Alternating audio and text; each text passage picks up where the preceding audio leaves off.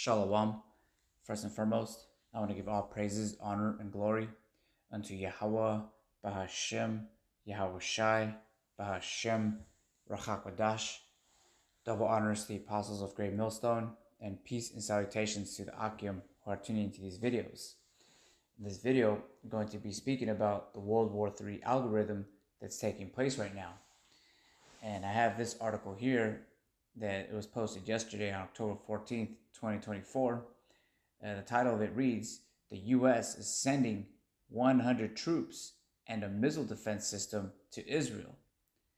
I'm just going to read a little bit from this article. It says the United States is deploying an advanced high-altitude missile system to Israel, as well as around 100 American troops to operate it.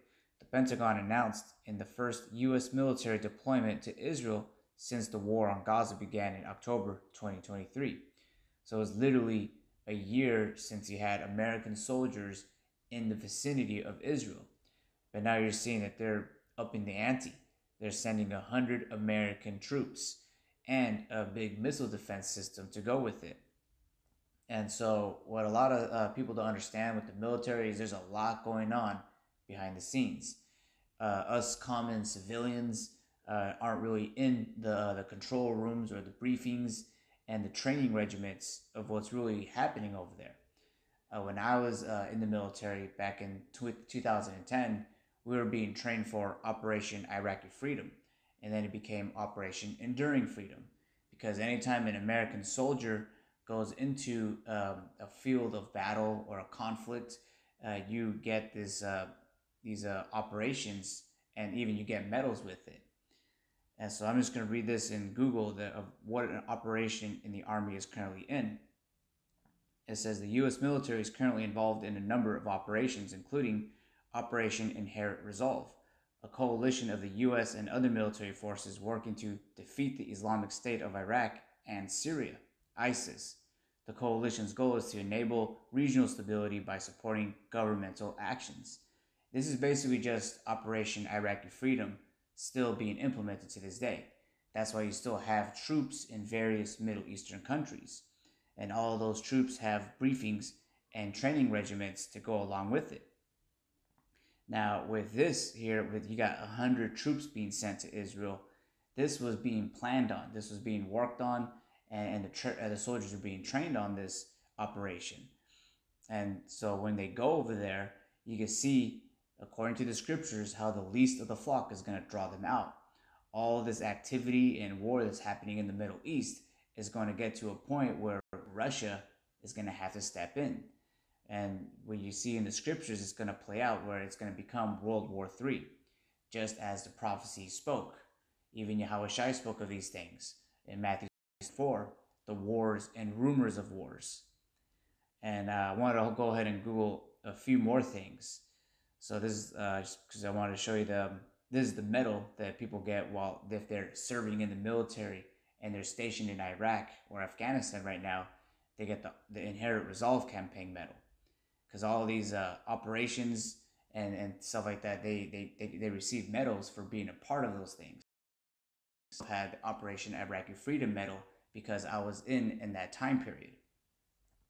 But I wanted to bring out this in Article 5 of NATO, because this right here is going to stir the bee's nest, and it's going to cause prophecy to be fulfilled, the least of the flock drawing them out, and ultimately causing the end and demise of the society.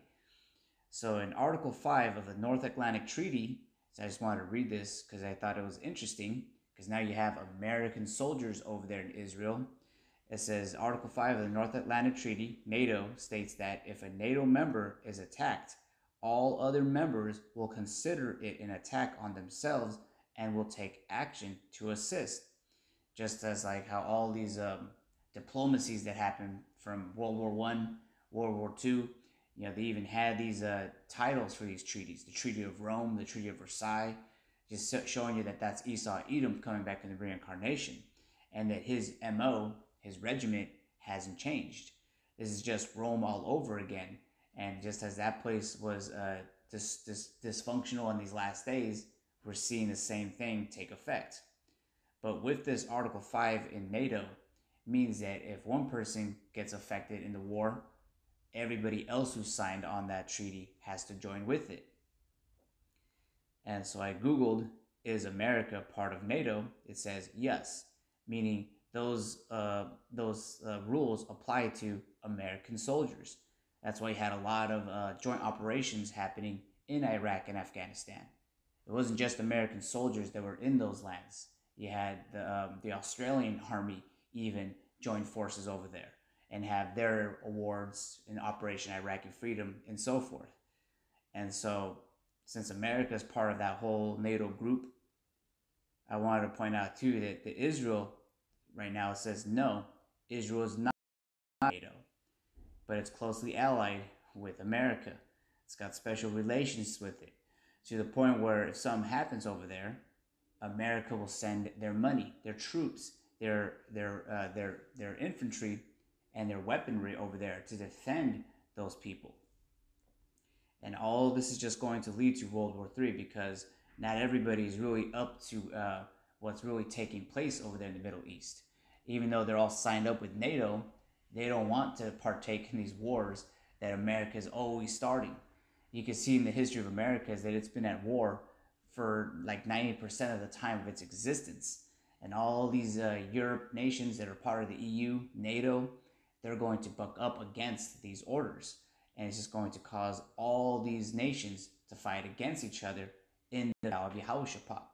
Because not only that is you got Russia, who's not a part of NATO, and all these other various nations are in the BRICS nations. They're basically, you got the nation of Russia defending these little nations.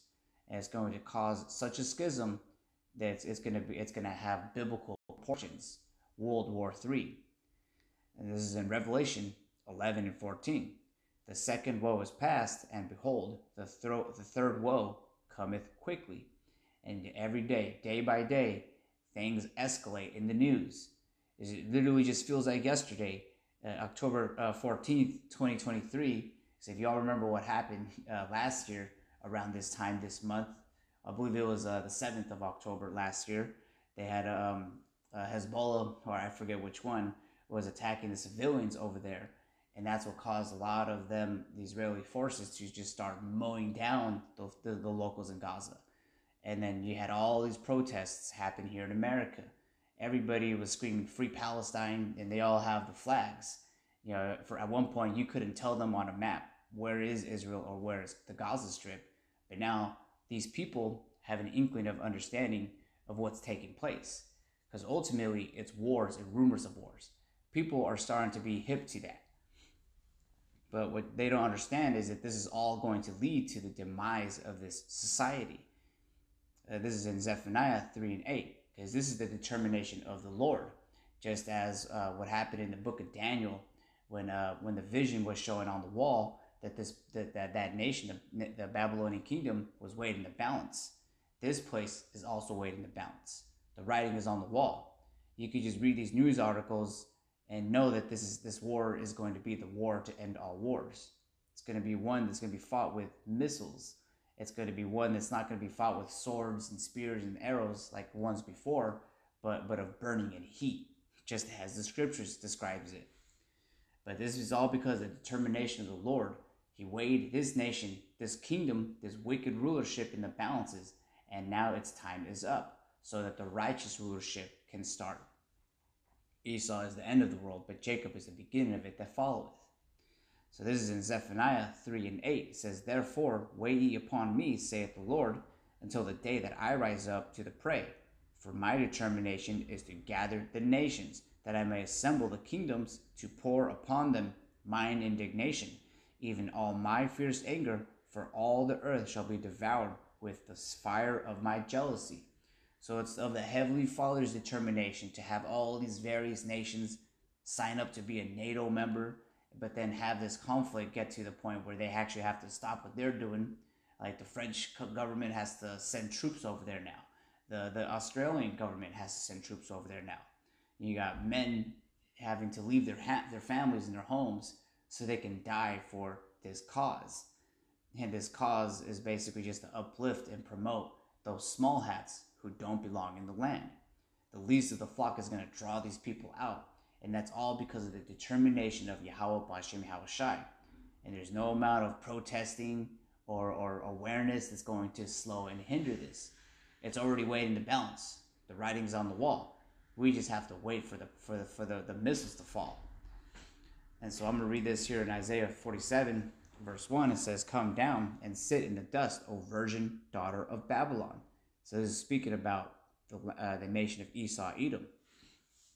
It says, "Sit on the ground, there is no throne, O daughter of the Chaldeans, for thou shalt no more be called tender and delicate. Take the millstone and grind meal, uncover thy locks, and make bare the leg, uncover the thigh, pass over the rivers. Thy nakedness shall be uncovered, yea, thy shame shall be seen. I will take vengeance, and I will not meet thee as a man." And so the Heavenly Father is going to take vengeance on the nation of Esau, Edom, which is Babylon, the virgin daughter of Babylon. And verse 4 says, "As for our Redeemer, the Lord of hosts is his name, the Holy One of Israel. Sit thou silent and get thee into darkness, O daughter of the Chaldeans, for thou shalt no more be called the Lady of Kingdoms." And at one point, this nation, well, you can still see that still, but it's now declining, where America is basically that whore, that queen who sits upon all these waters, all these nations of people.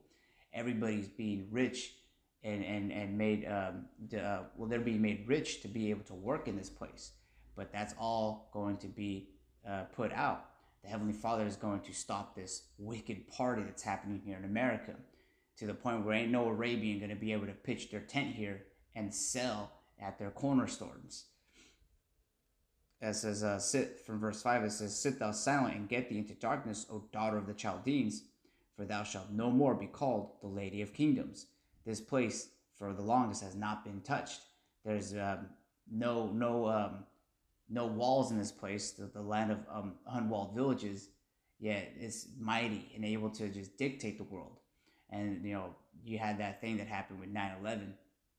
That was supposedly the only time where America had their guard down. That's how the narrative goes. But ultimately, this Third World War is going to show that this place isn't no longer on top. There's going to be all these other nations going to put it down. And then for the final part of it, Yahweh B'Shem Yahweh Shai is just going to make these people shoot missiles on this place. And so I'm going to read from verse 6. It says, "I was wroth with my people. I have polluted mine inheritance and given them into thine hand. Thou didst show them no mercy upon the ancients. Thou hadst very heavily laid thy yoke." And that's why he's doing this. He's doing this because of the controversy of Zion. This land, in the land of our captivity, we're going to remember who we are. Judah and Ephraim getting back together, becoming the two witnesses. And now we're prophesying and speaking about these things. We're basically telling the court all of the wickedness and the atrocities that this place has done. So it's fitting for what destruction is about to follow this place. And, as the Heavenly Father, he was wroth with his people. He put us in this situation, but the elect are going to be delivered out of this. He has not done away with his people, as it says in the book of Romans. He's still dealing with us as a nation. It's just right now, it's the elect who have the Spirit, the ones that he set watchmen upon thy walls and are giving him no rest until he establishes the kingdom of Yahweh B'Shem Yahweh Shai. But that kingdom isn't going to be established until Esau, Edom's kingdom, is destroyed. And so I'm going to read from verse 7. It says, "And thou saidst, I shall be a lady forever, so that thou didst not lay these things to thy heart, neither didst remember the latter end of it." So this is verse 8. It says, "Therefore hear now this, thou that art given to pleasure, that dwellest carelessly, that sayest in thine heart, I am, and none else besides me, I shall not see," it says, "I shall not sit as a widow, neither shall I know the loss of children." And that's the mindset right now of Esau, Edom, and his rulership. So in verse 9 it says, "But these two things shall come to thee in a moment, in one day, the loss of children and widowhood. They shall come upon thee in their perfection, for the multitude of thy sorceries, and for the great abundance of thine enchantments." And so the Heavenly Father is going to judge Esau, Edom, for all the wickedness that he's done. And it's going to have the loss of children. Because you best believe that not all of these soldiers are going to come back without any type of wounds. Some of them might not come back. And the fact that there was a retaliation over there with American soldiers, there's going to be a retaliation. They're going to bring out Article 5 from the NATO. So I'm going to read this here in Hosea 4:1. It says, "Hear the word of the Lord, ye children of Israel. For the Lord hath a controversy with the inhabitants." Controversy with the inhabitants of the land, because there is no truth, nor mercy, nor knowledge of the Most High in the land. By swearing and lying and killing and stealing and committing adultery, they break out, and blood toucheth blood. Therefore shall the land mourn, and every one that dwelleth therein shall languish. With the beasts of the field, and with the fowls of heaven, yea, the fishes of the sea also shall be taken away. Yet let no man strive nor reprove another, for thy people are as they that strive with the priest. Therefore shalt thou fall in the day, and the prophet also shall fall with thee in the night, and I will destroy thy mother. And so the Heavenly Father is going to judge this place, to the point where everything that's in this place, even the animals, the heirs, are going to be burnt, because ultimately Esau Edom has corrupted this place, that the only way you can cleanse it is through fire, judgment. And so this precept is in Jeremiah 50:45. It says, "Therefore hear ye the counsel of the Lord, that he hath taken against Babylon, and his purpose that he hath purposed against the land of the Chaldeans. Surely the least of the flock shall draw them out. Surely he shall make their habitation desolate with them." And so all this is going to happen to Esau Edom. He's going to be plagued at every step he takes, because this world war is determined already by the Heavenly Father. And you can see the writings on the wall. 3, and I'm going to start right here at verse 9. It says, "Proclaim ye this amongst the Gentiles. Prepare war, wake up the mighty men. Let all the men of war draw near. Let them come up. Beat your plowshares into swords, and your pruning hooks into spears. Let the weak say, I am strong. Assemble yourselves, and come all ye heathen, and gather yourselves together round about. Thither cause thy mighty ones to come down, O Lord. Let the heathen be wakened, and come up to the valley of Jehoshaphat. For there will I sit to judge all the heathen round about." And that's the determination of the Lord.